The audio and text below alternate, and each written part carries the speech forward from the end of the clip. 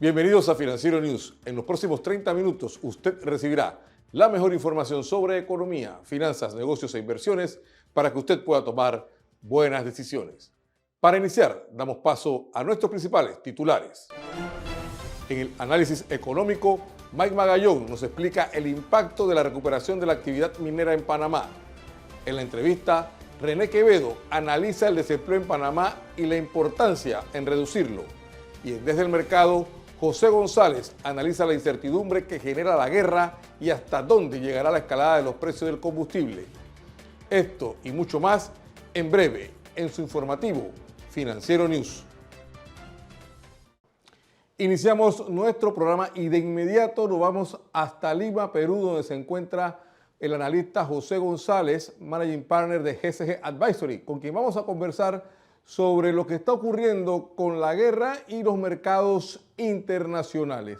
José, bienvenido a Financiero News. Encantado, Orlando, un placer siempre estar con ustedes. José, la guerra parece que se ha extendido mucho más de lo que se esperaba por parte de Estados Unidos y eso parece que lo están percibiendo los mercados. Tú como analista, ¿cómo ves la situación? Entrando al segundo mes de las hostilidades entre Israel y los Estados Unidos en Irán, el precio del petróleo sigue siendo el marcador fundamental en los mercados de acciones. En la medida que siga subiendo, los mercados seguirán registrando pérdidas. Ya hoy día los mercados en los Estados Unidos esta semana han cerrado en lo que se llama el espacio de la corrección. Han perdido 10% desde su nivel más alto en una semana en que el West Texas Intermediate, el petróleo ligero de los Estados Unidos, superó la barrera de los $100 el barril, y el Brent, el crudo del Mar del Norte, que es el marcador del crudo global, en la medida que es el que más se transa, llegó a niveles de $114. Los mercados siguen estando temerosos que el incremento continúe por el continuo cierre del estrecho de Hormuz, y no solo que se interrumpa ese 20% del petróleo que se consume a nivel global y que pasa por el estrecho, sino de que el cierre sistemático de pozos de petróleo por la acumulación de inventarios y la imposibilidad de seguir produciendo los pozos y dónde depositar el petróleo, genere que la reapertura tome meses y que se genere un déficit en la oferta-demanda de petróleo que determine que los precios crezcan, que eso influye en la inflación, que suban las tasas de interés y que entremos en un proceso inflacionario. El presidente de la Reserva Federal, Jerome Powell, dijo esta semana en Harvard que no teme que haya un incremento inflacionario en este momento. Por lo tanto, la Reserva Federal no subiría las tasas, pero que acaso no las seguiría reduciendo. Ahora bien, José, en medio de este escenario, ¿qué lectura le das a la próxima reunión entre Xi Jinping y Donald Trump? ¿Quiere Trump con el medio, tomando en cuenta lo que está ocurriendo con el Medio Oriente, tratando de tomar ese petróleo de Irán, el control de Venezuela? ¿Quiere llegar Donald Trump con una posición fuerte frente a ese escenario de negociación con Xi Jinping? La reunión se postergó precisamente por el conflicto en Irán y el cierre del estrecho de Hormuz, tomando en cuenta que el 40-50% del petróleo que sale del estrecho de Hormuz va fundamentalmente al Asia.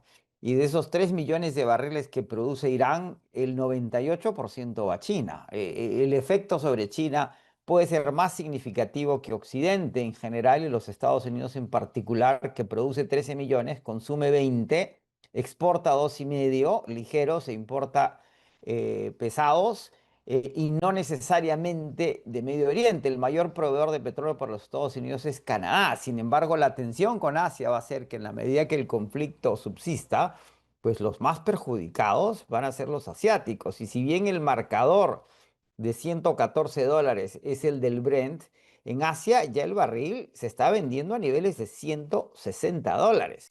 En la medida que la oferta y la demanda de petróleo en Asia tiende a tener otras dinámicas. Evidentemente la discusión va a estar en la mesa.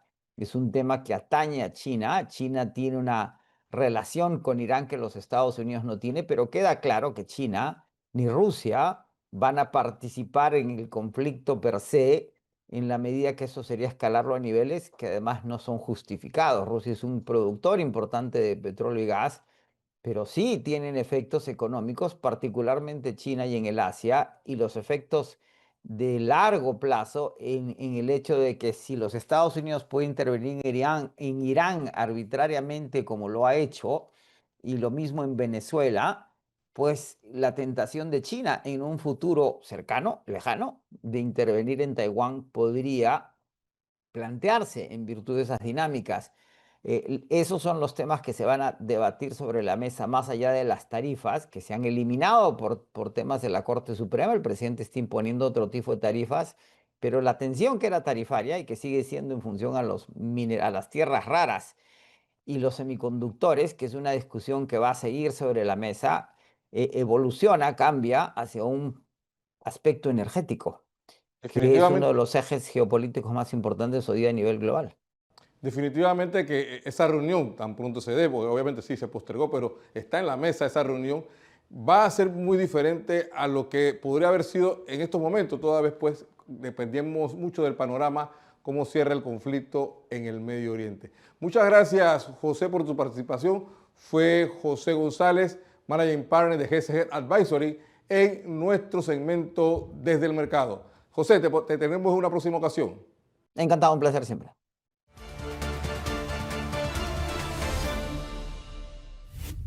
Ahora les presentamos la cifra de la semana. La cifra de la semana es 8.710 buques, el total de las embarcaciones que se encuentran registradas bajo bandera panameña a nivel mundial. Las naves registran 235.6 millones de toneladas brutas. Esto le representa al Estado panameño ingresos anuales por 112 millones de dólares. Con la cifra de la semana, vamos a nuestra primera pausa comercial. Financiero News presenta el Foro Panamá AML Summit y Challenge 2026. A 11 años de la creación de la Ley 23, Panamá enfrenta una nueva realidad en la lucha contra el blanqueo de capitales. Los riesgos evolucionan, las exigencias aumentan y la preparación ya no es opcional.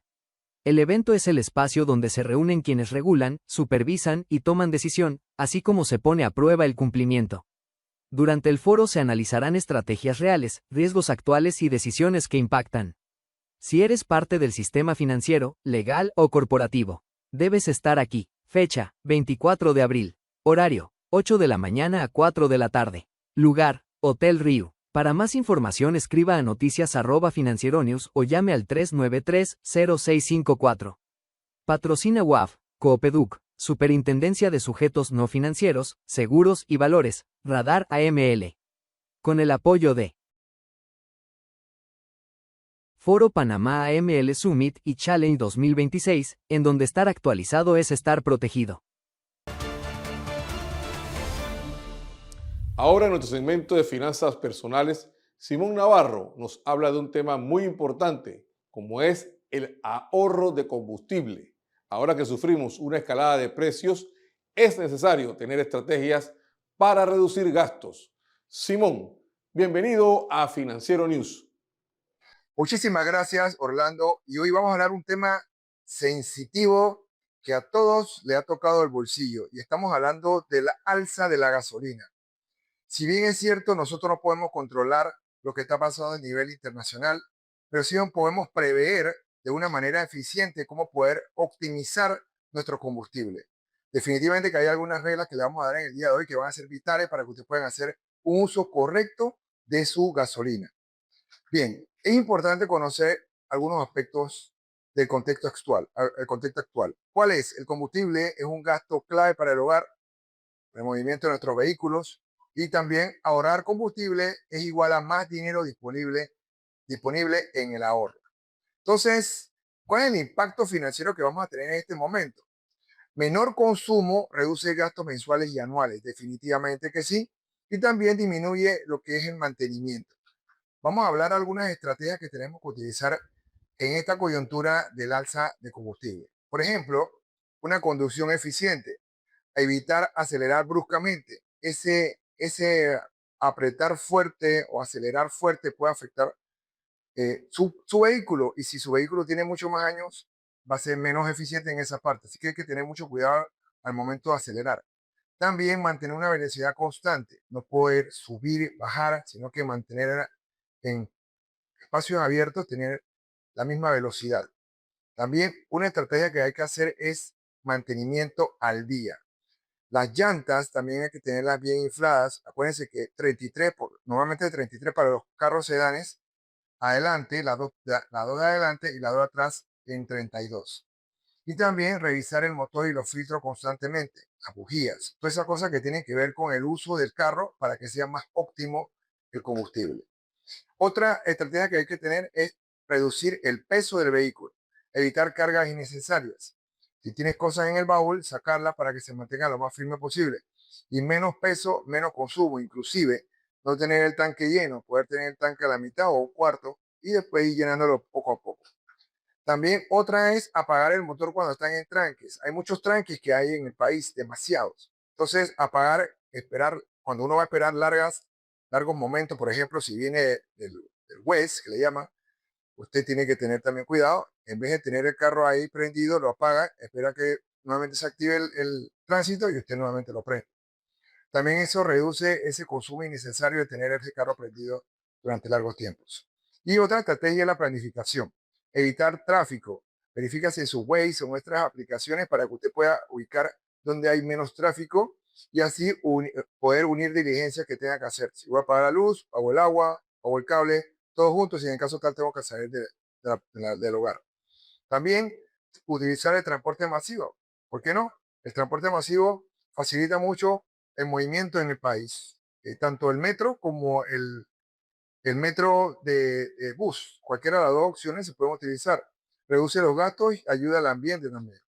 Y como conclusión podemos indicar que ahorrar combustible es tomar decisiones inteligentes y beneficia la economía y el ambiente. Así que con este mensaje nos quedamos aquí y recuerden entonces todos estos tips para que reduzcan lo que es el combustible en su vehículo. Muchísimas gracias y seguimos por la.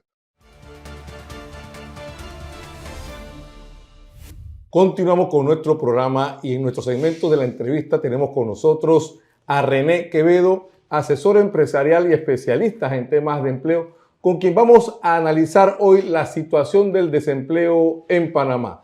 René, bienvenido a Financiero News. Gracias por la invitación. René, vamos a empezar por hablar. Tenemos una cifra de 10.4% en el desempleo.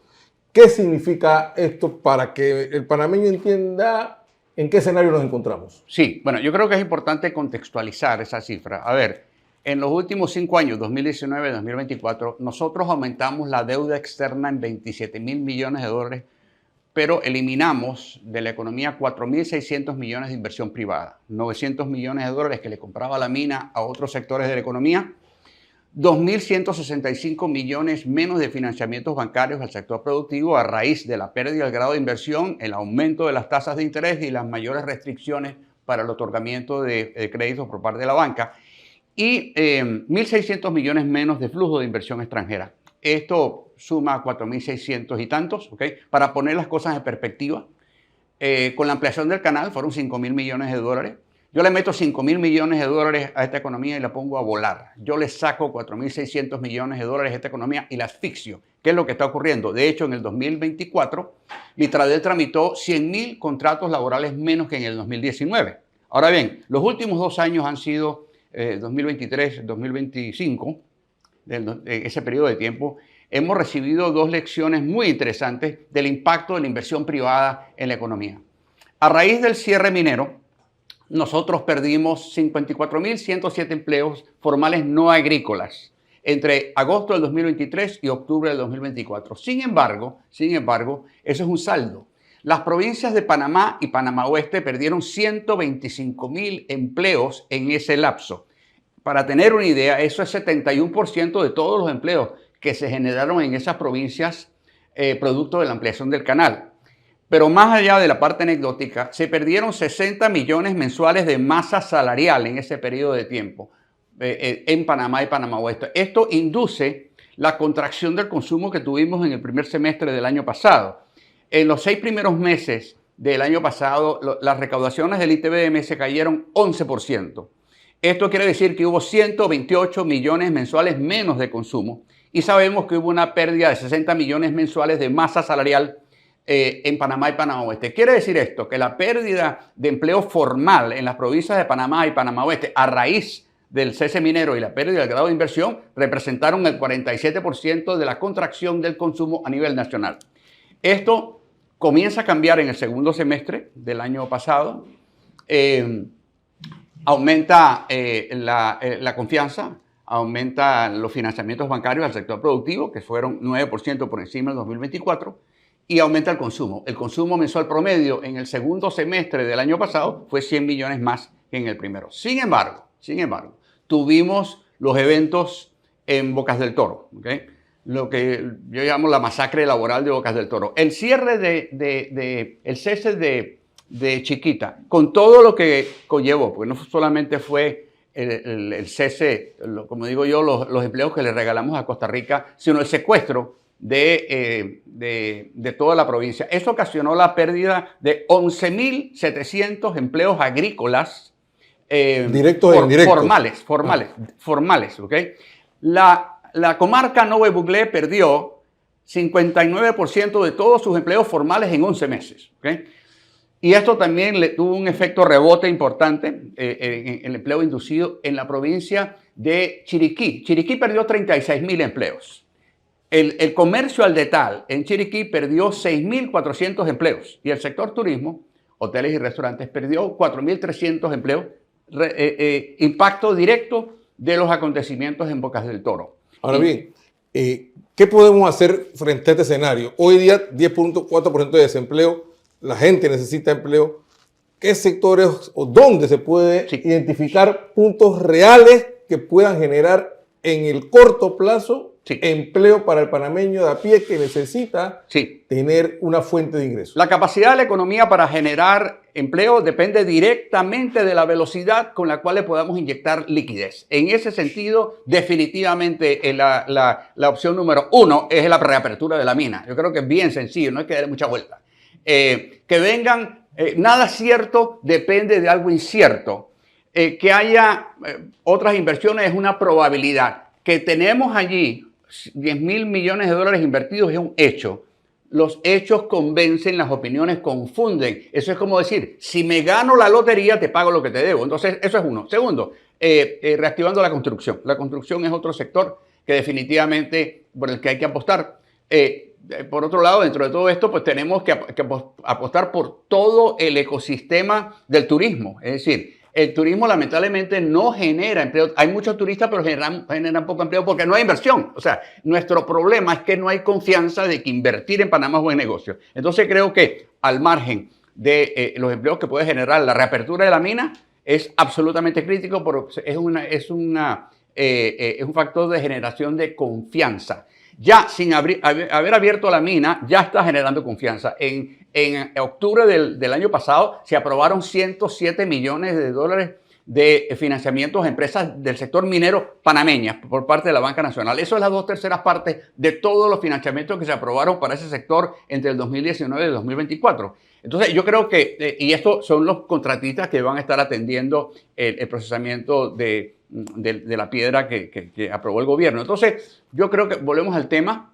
Si necesitamos inversión para generar empleo, necesitamos inversión. La pregunta del millón, ¿cómo podemos inyectarle liquidez a la economía en los próximos 18 meses? Bien sencillito. Lamentablemente, nosotros somos mucho mejores buscando culpables que encontrando soluciones a problemas que no entendemos. Así que yo creo que en ese sentido, y dentro de esto, la mina definitivamente es el puesto número 1, la acción número 1. Los proyectos de infraestructura del gobierno van a ayudar, pero también tenemos que reactivar la construcción privada y ciertamente todo el ecosistema, los bares, restaurantes, del ecosistema turístico. Entonces, creo que en ese sentido, esas son las cosas que tenemos que hacer. ¿Cómo le inyectamos liquidez a la economía en los próximos 18 meses? Muchas gracias, René. Fue René Quevedo, asesor empresarial y consultor en materia de empleo en nuestro segmento de la entrevista.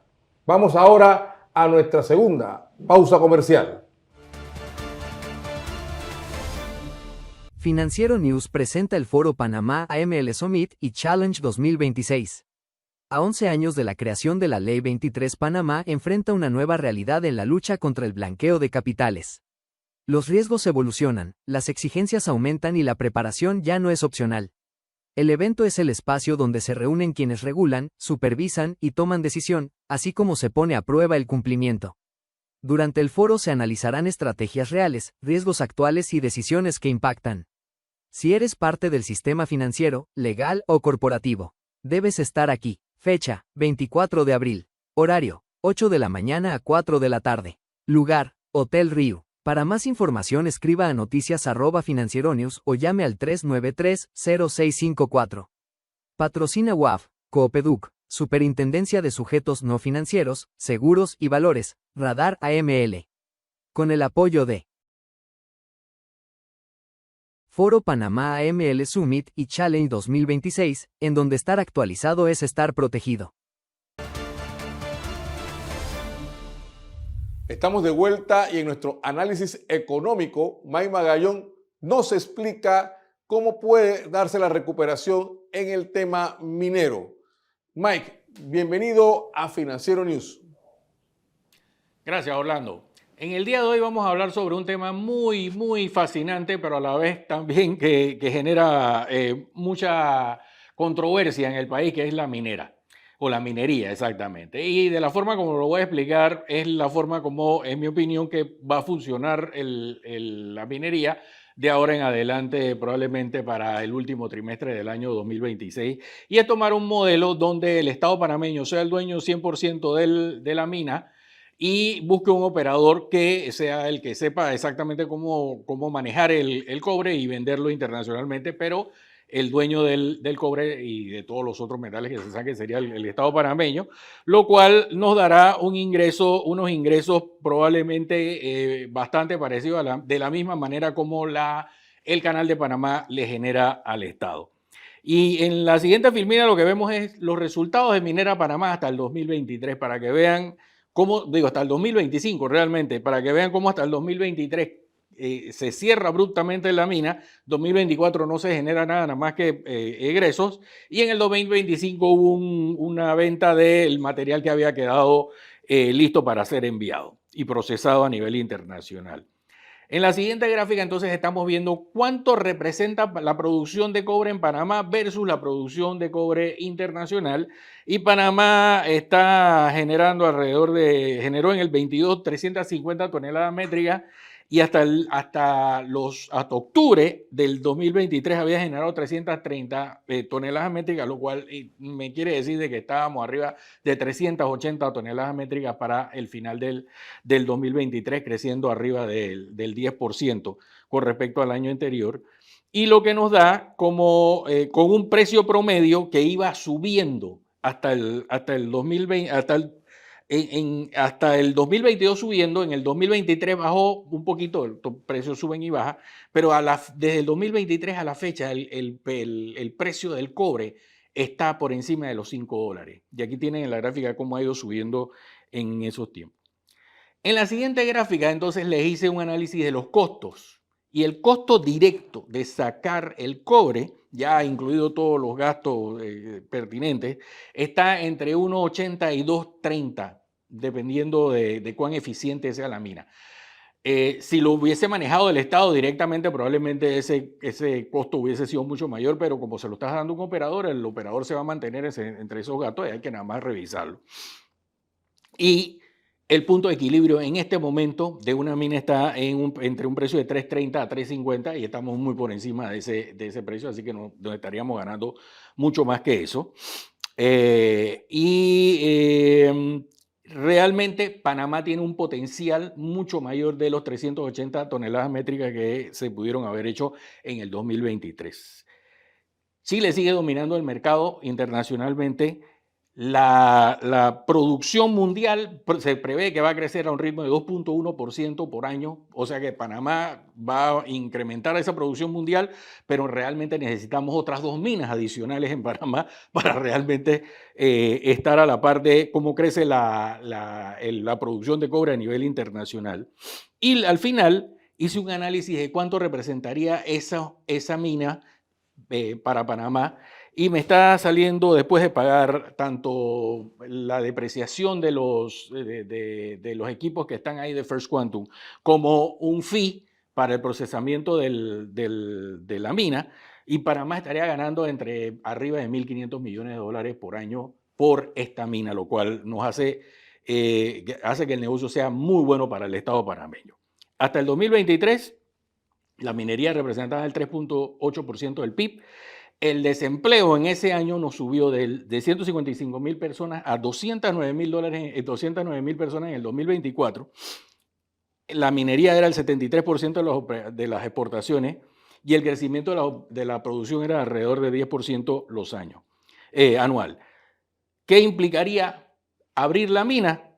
Un aumento en la minería de 2.000 millones de dólares mínimo y obviamente 2.000 millones de dólares adicionales al PIB de Panamá. El desempleo bajaría a unos 50.000 personas en los próximos 12 meses. Se aumentarían las exportaciones en un 200% de un año para otro y reactivamos inmediatamente las provincias centrales, incluyendo y muy específicamente Penonomé y La Pintada. Así que este es un pequeño análisis que hicimos rápido de la mina y esperamos que les haya gustado. De vuelta contigo, Orlando.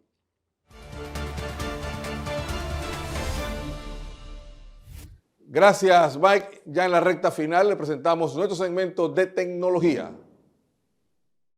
Las estafas digitales continúan siendo una de las principales amenazas en Internet y los sitios web falsos se mantienen como la herramienta más utilizada por los ciberdelincuentes para engañar a los usuarios y robar información personal, credenciales de acceso y datos financieros. Aunque se trata de una técnica conocida, el uso de inteligencia artificial ha elevado su nivel de sofisticación. Hoy los atacantes pueden crear páginas fraudulentas cada vez más realistas, capaces de imitar con gran precisión a bancos, comercios, servicios de streaming y plataformas populares, aumentando significativamente las probabilidades de que los usuarios compartan sus datos sin notar que se trata de un fraude. Ante este escenario, un reciente estudio de Kaspersky muestra señales de mejora en los hábitos de seguridad digital en América Latina. Actualmente, el 34% de los latinoamericanos declaran no saber identificar un sitio web falso, mientras que en 2023 el 74% admitía no saber cómo comprobar si una página era legítima. El estudio también muestra que hoy un 11% no sabe cómo verificar si un sitio es fraudulento, aun cuando sospeche de su legitimidad. Para identificar un sitio web fraudulento, revise que la dirección web coincida exactamente con el nombre oficial de la empresa y desconfíe de dominios con errores, letras adicionales o extensiones poco comunes.